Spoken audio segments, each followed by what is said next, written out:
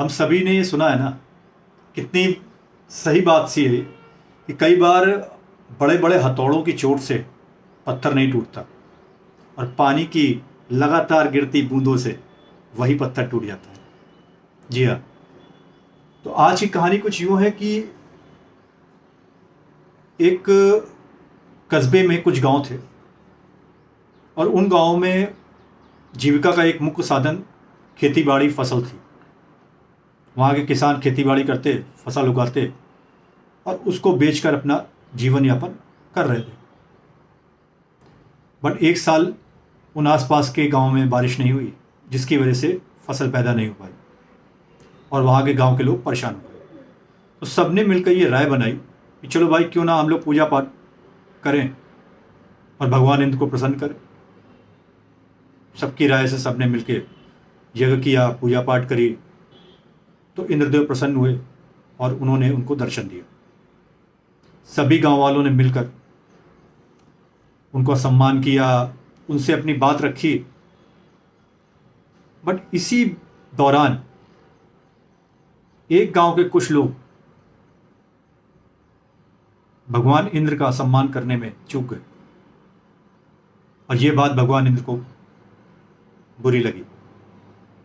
तो उन्होंने बाकी गांव वालों को तो ये आशीर्वाद दे दिया कि जाओ, तुम्हारे गांव में बारिश होगी और तुम लोग आराम से खेती बाड़ी करो। लेकिन उस गांव वालों को भगवान इंद्र ने श्राप दिया, अगले 7 साल तक तुम्हारे गांव में बारिश नहीं होगी। और ये बात सुनते ही सारे गांव वाले परेशान हो गए, डर गए, घबरा गए। उन्होंने भगवान इंद्र की बहुत विनती की, माफ़ी मांगी, लेकिन भगवान इंद्र नाराज और ये श्राप देके वो वहाँ से अंतर्ध्यान हो गए।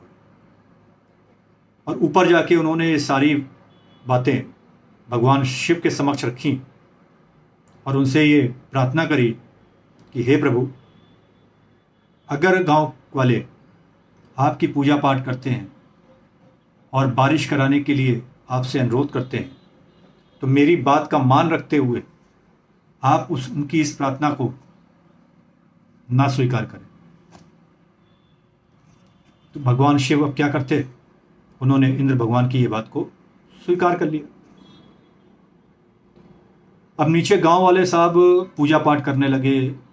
किसी ने कहा तो सब मिलके भगवान शिव की पूजा पाठ करने लगे, यज्ञ करने लगे।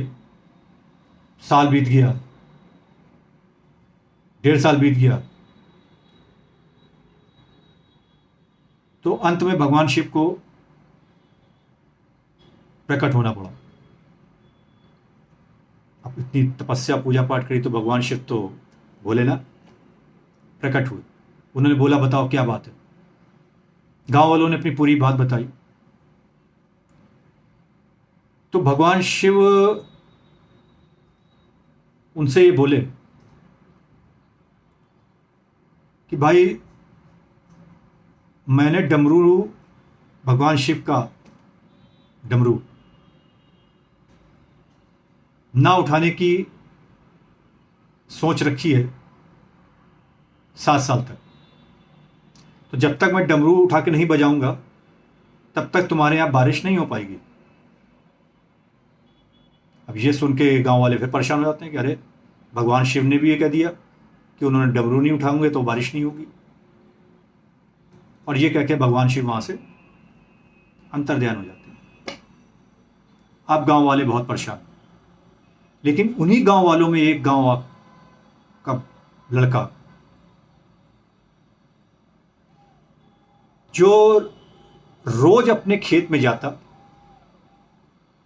गुड़ाई करता, बीज बोने से पहले की जो प्रक्रियाएं होती हैं उसमें बीज बोता और चला आता। वो ये रोज करता था, जाता, अपने खेत की देखभाल करता, खेत में जो काम खेती के लिए किए थे सारे करता और वापस आ जाता। जब 6-8 महीने गांव वालों ने चीज देखी, एक दिन गांव वालों ने उससे कहा, अरे सुनो भाई, जब तुमको पता है कि 7 साल तक हमारे यहाँ बारिश नहीं हो सकती, तो तुम पिछले 7-8 महीने से हम लोग देख रहे हैं, तुम रोज जाते हो, रोज अपने खेत में सेवा करते हो, बीज बोते हो और चले आते हो, जबकि तुमको भी पता है। तो वो लड़का कहता, हाँ सही कह रहे हो आप लोग, मुझे भी पता है, मैं भी जानता हूँ 7 साल तक बारिश ना होने का वरदान हम लोगों को नहीं मिल पाया, ये श्राप मिला हम लोगों को। लेकिन मैं अपने खेत की सेवा करना नहीं बंद कर सकता, और वो इसलिए कहीं ऐसा ना हो कि मैं ये सेवा करना बंद कर दूं और 7 साल तक ऐसे ही बैठा रहूं, तो मैं खेती बाड़ी करना ही भूल जाऊं।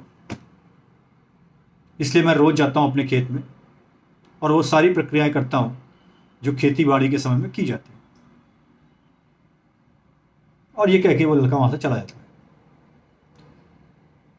ऊपर बैठी मां पार्वती ये सब देख रही होती है और उस लड़के की इन बातों को सुनती है। ये बात सुनकर वो भगवान शिव के पास जाती हैं और कहती हैं, प्रभु, आपने पिछले 2 साल से अपना डमरू नहीं बजाया और आपने भगवान इंद्र को ये वचन दे दिया है कि 7 साल तक आप डमरू नहीं बजाएंगे क्योंकि बारिश नहीं होनी ना। तो मुझे ऐसा लगता है कि कहीं आप 7 साल तक अगर डमरू नहीं बजाते हैं तो कहीं आप डमरू बजाना ना भूल जाए। तो मां पार्वती की बात जब भगवान शिव सुनते हैं तो उनको लगता है, हाँ बात तो सही कह रही है, कहीं ऐसा ना हो कि मैं डमरू बजाना ही भूल जाऊं। और बस इसी चर्चा के दौरान भगवान शिव उठते हैं और जाके अपना डमरू उठाते हैं और उसको बजा देते हैं। और वो मां पार्वती से कहते हैं, देखो मैंने बजा के देख लिया, मैं डमरू बजाना नहीं भूला। बस यहां उनका डमरू बजना था और वहां उस गांव में बारिश शुरू हो गई, क्योंकि भगवान शिव ने बोला था ना, जब तक अब मैं डमरू नहीं बजाऊंगा तो तुम्हारे गांव में बारिश नहीं होगी। तो देखा आपने, ये छोटी सी एक कहानी जो मैंने आपसे भी बताई, इसका माने कितना बड़ा। जीवन में हमेशा अपना प्रयत्न करते रहना चाहिए। पता नहीं ऊपर वाले का डमरू हमारे लिए कब बज जाए, इसलिए हाथ पे हाथ रख के निराश ना होके बैठिए, अपने काम को करते रहिए और ऊपर वाले पे भरोसा रखिए। उसका डमरू कभी भी बज सकता है, बारिश कभी भी हो सकती है। ठीक।